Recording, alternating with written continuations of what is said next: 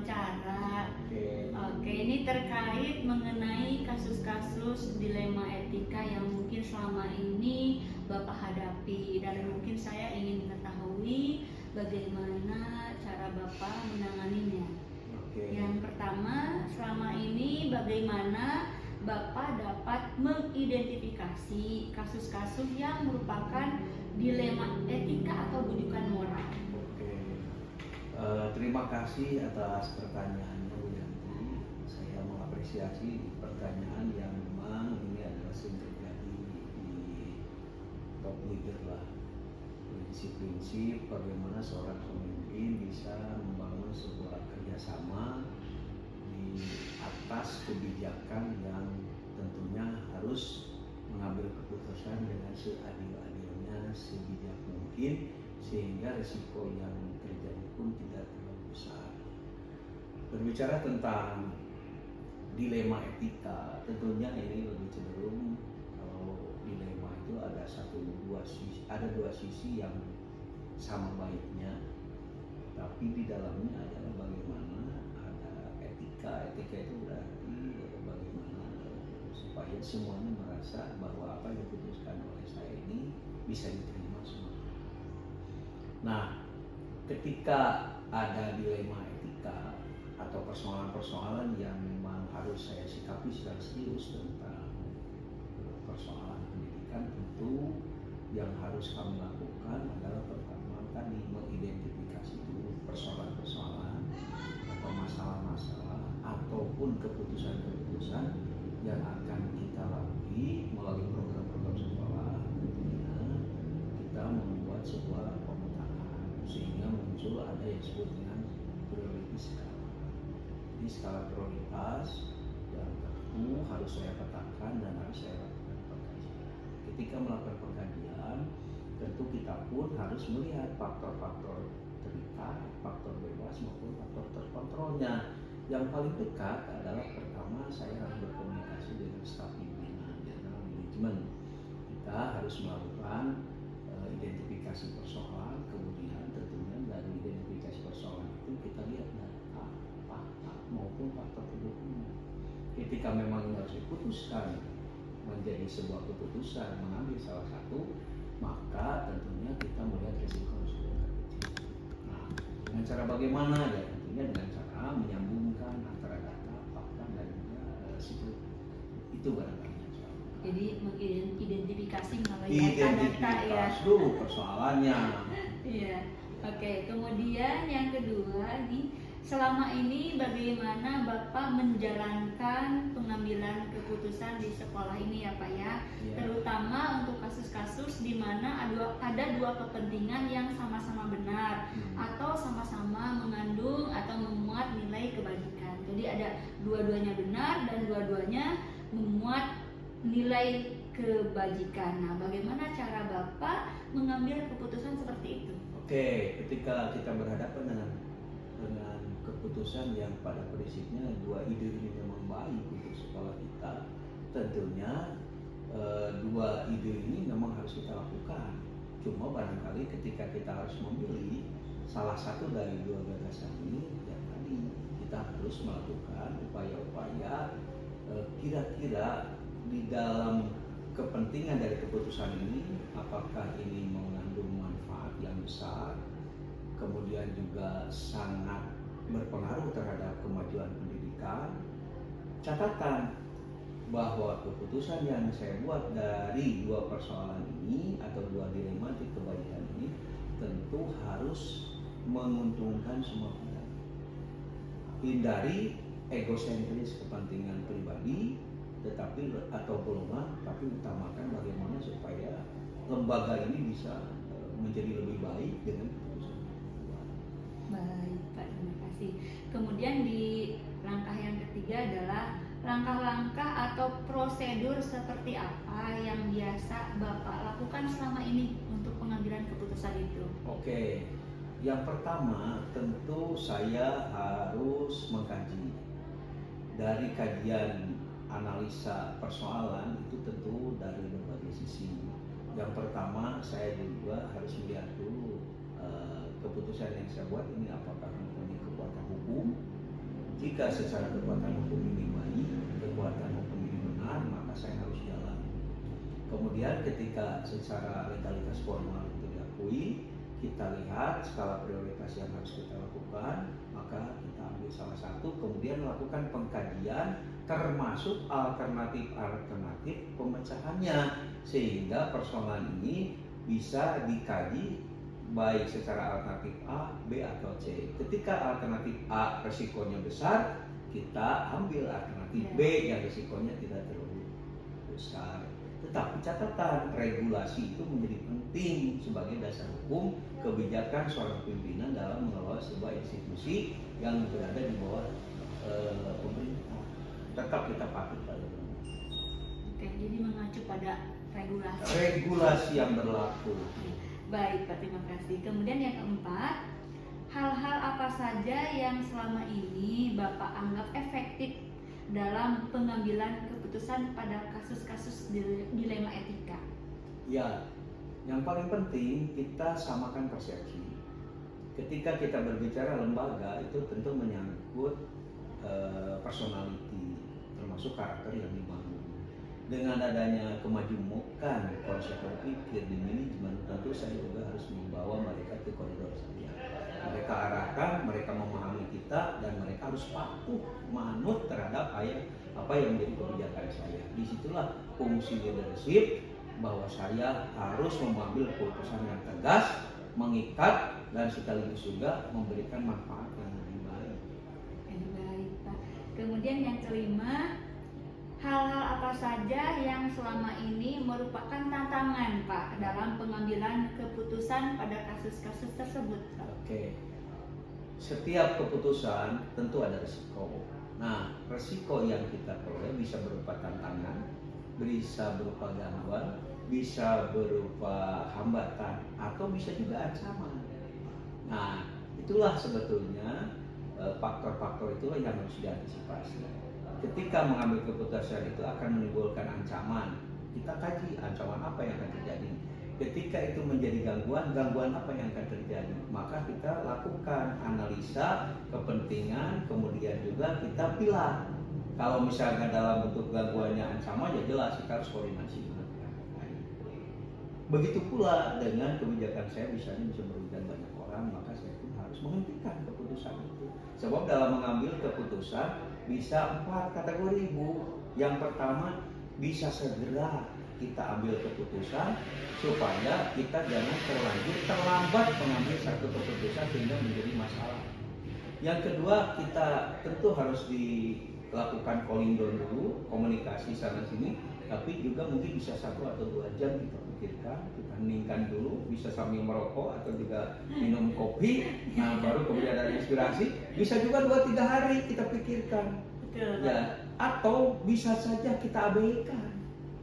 Anggap saja bukan masalah. Karena apa? Bisa 2. Karena ringan dan kita siap untuk mengkantornya, atau mungkin terlalu bahaya kalau ini diputuskan. Nah, kalau tidak bisa diputuskan, selesai aja. Biarlah angin berlalu, biarlah badai itu berlalu. Kita tetap berada dalam badai karena badai pasti berlalu. Oke, Terima kasih. Pak. Kemudian yang keenam, apakah Bapak memiliki sebuah jadwal tertentu dalam sebuah penyelesaian kasus dilema, atau apakah Bapak langsung menyelesaikan di tempat atau memiliki sebuah jadwal untuk menyelesaikannya? Bentuk atau prosedur seperti apa yang biasa Bapak jalankan? Jadi apakah ada waktu khusus gitu Pak dan prosedur khusus gitu? Oke, tentunya pada saat kita mengambil keputusan dari satu persoalan yang kita terima, kita tadi kembali lagi bahwa kita harus melakukan pengkajian.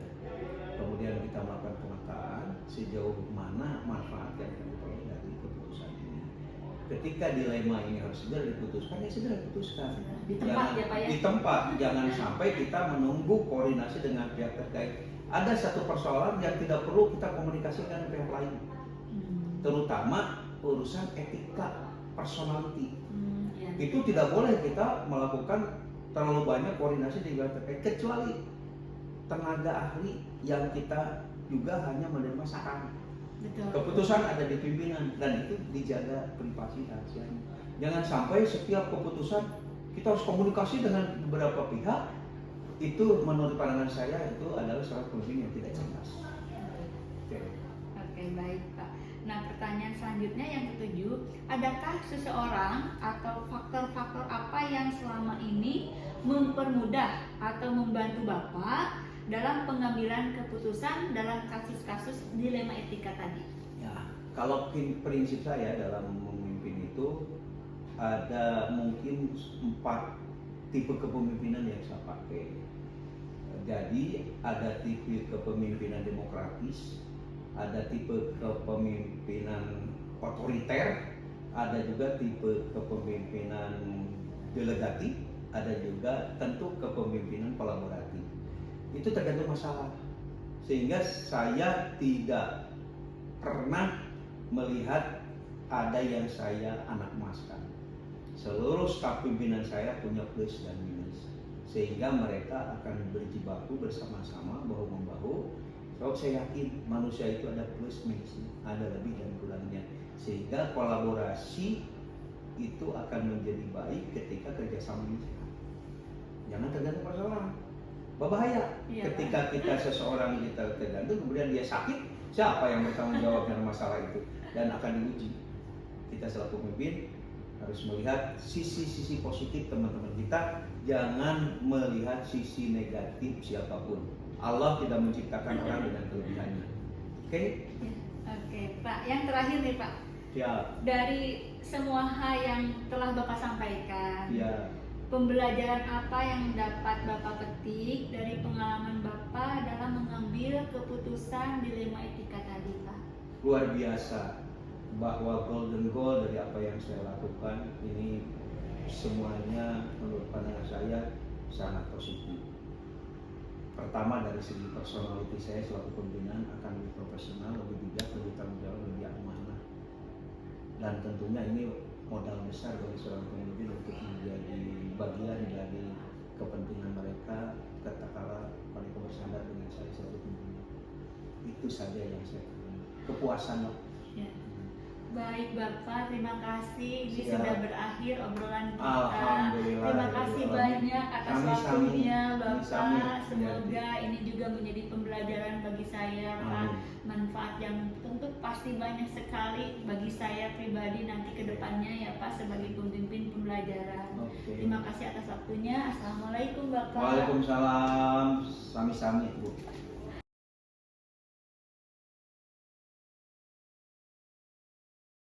Assalamualaikum Ibu. Waalaikumsalam. Mohon maaf ini mengganggu waktunya. Saya ingin mengadakan wawancara terkait bagaimana cara Ibu menyelesaikan persoalan yang merupakan dilema etika, di mana dilema etika ini adalah kasus yang terdapat dua kebenaran. Jadi dari dua kebenaran itu kita harus memilih dan memutuskan. Nah, sedangkan rujukan moral itu adalah adanya satu permasalahan yang salah dan satu lagi benar. Nah, jadi di sini saya akan mewawancara terkait permasalahan dilema etika. Yang pertama, selama ini bagaimana Ibu dapat mengidentifikasi kasus-kasus yang merupakan dilema etika atau rujukan moral, mengidentifikasinya? Nah, saya juga sama, mungkin saya ingin menceritakan yang saya alami ya. Selama melakukan kegiatan pekerjaan di SMA Parenda khususnya Panesa. Beberapa mungkin yang bisa saya pahami, saya temukan bahwa itu adalah dilema etika gitu. Nah, tentu saja ini biasanya permasalahannya keterkaitan dengan regulasi yang ada, tetapi kita ingin menyelamatkan banyak orang. Nah, sehingga itu bisa lah merupakan salah satu bentukan identifikasi dari permasalahan kalau itu adalah dilema etika. Betul ya, oke Ibu. Nah, yang kedua nih, selama ini bagaimana Ibu menjalankan pengambilan keputusan di sekolah ini, terutama untuk kasus-kasus di mana ada dua kepentingan yang sama-sama benar atau sama-sama mengandung nilai kebajikan. Jadi cara menjalankan pengambilan keputusan tersebut.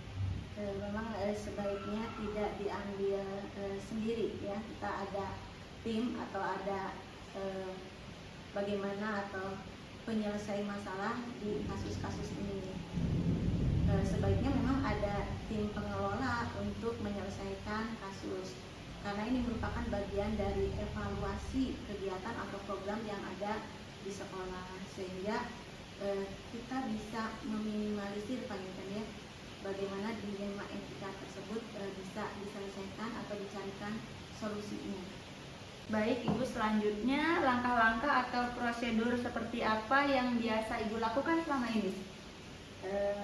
Tentu saja ini harus ada sistematik ya, ada alur yang bisa kita gunakan sehingga kita bisa memproses dilema etika ini menjadi berpihak ke semua komponen dan tidak menyalahi atau tidak keluar dari regulasi yang ada. Jadi regulasinya tetap kita jalani, tetapi akhirnya atau endingnya ini tetap menguntungkan di semua pihak, tidak ada yang dirugikan. Baik Bu. Kemudian yang keempat ini ya Bu, hal-hal apa saja yang selama ini Ibu anggap efektif dalam pengambilan keputusan pada kasus-kasus dilema etika tadi Bu? Yang efektif mungkin ya kita tidak bisa melihatnya dari satu sisi saja ya, harus mengamati dari berbagai sisi, karena mungkin ini bisa menjadi pandangan, kalau dipandang dari satu sisi ini adalah sesuatu yang betul-betul akan menyebabkan dilema etika, tetapi mungkin di sisi yang lain kita juga harus melihat kepentingan yang bisa dilakukan ini seperti apa, sehingga akhirnya kita membuat keputusan yang memang utuh, tetap di jalur yang ada, tapi juga tidak merugikan orang lain. Begitu ya Bu. Oke, nah yang kelima Bu, hal-hal apa saja yang selama ini merupakan tantangan? Ya, menurut Ibu ini merupakan tantangan dalam pengambilan keputusan pada kasus-kasus dilema etika. Ya namanya juga dilema ya, pasti dilema. Itu berarti sesuatu yang memang harus kita sikapi. Bagaimana kita menyelesaikan hal tersebut, pasti ini adalah suatu tantangan yang harus diselesaikan. Nah tentu saja kita harus tadi secara utuh melihat kasus ini, jadi tidak secara parsial, sehingga kita bisa mengambil solusi dengan sangat baik dan mungkin tidak bisa diselesaikan atau diambil keputusannya sendiri. Nah tadi lebih baik mungkin ada tim ya yang bisa diajak bermusyawarah dan mengambil solusi. Baik Ibu. Kemudian Bu, apakah Ibu memiliki sebuah jadwal tertentu dalam sebuah penyelesaian kasus dilema etika? Apakah Ibu langsung menyelesaikannya di tempat atau memiliki sebuah jadwal untuk menyelesaikannya, bentuk atau prosedur yang seperti apa yang Ibu jalankan? Kalau kita menemukan dilema etika ini, kita tidak bisa secara spontan mungkin ya, untuk menyelesaikannya. Kita juga harus melihat situasi dan kondisi yang ada. Jadi walaupun tidak harus dijadwalkan secara khusus, tetapi memang sebaiknya harus diselesaikan segera, karena ini adalah suatu permasalahan yang memang betul-betul harus secepatnya ditanggulangi. Nah ini kita bisa bukan jadwal khusus mungkin ya, tapi kita mencari momen atau waktu situasi yang pas untuk bisa menangani dilema etika ini. Baik Ibu. Kemudian Bu, adakah seseorang atau faktor apa yang selama ini mempermudah atau membantu Ibu dalam pengambilan keputusan dalam kasus-kasus dilema etika ini? Yang saya rasakan ya, karena kita memiliki tim ya, walaupun bukan tim khusus, tetapi di jajaran manajerial misalnya, ini karena pasti kasus-kasus yang cukup besar itu munculnya atau ini bagian dari yang harus diselesaikan oleh manajerial, sehingga untuk penyelesaian kasus tidak bisa diselesaikan dengan sendirinya. Mungkin untuk kasus-kasus tertentu bisa ya kita mengambil keputusan untuk menyelesaikan dilema etika tersebut, tetapi untuk kasus yang lebih besar yang terkait misalnya dengan regulasi yang beredar, Ini artinya kita terkait dengan pihak di luar atau pihak eksternal. Nah, ini mungkin harus betul-betul diselesaikan secara musyawarah dan dicarikan solusi yang memang betul-betul menjadi penyelesaian dilema etika yang baik untuk semua pihak dalam suatu ekosistem tersebut. Baik Bu, jadi mengedepankan kepentingan orang banyak mungkin ya, Iya. jadi baik untuk setiap orang gitu yang terlibat gitu ya, kalau bisa. Iya. Baik Ibu, yang terakhir nih Bu, dari semua hal yang telah disampaikan, pembelajaran apa yang dapat Ibu petik dari pengalaman Ibu dalam mengambil keputusan dilema etika tersebut?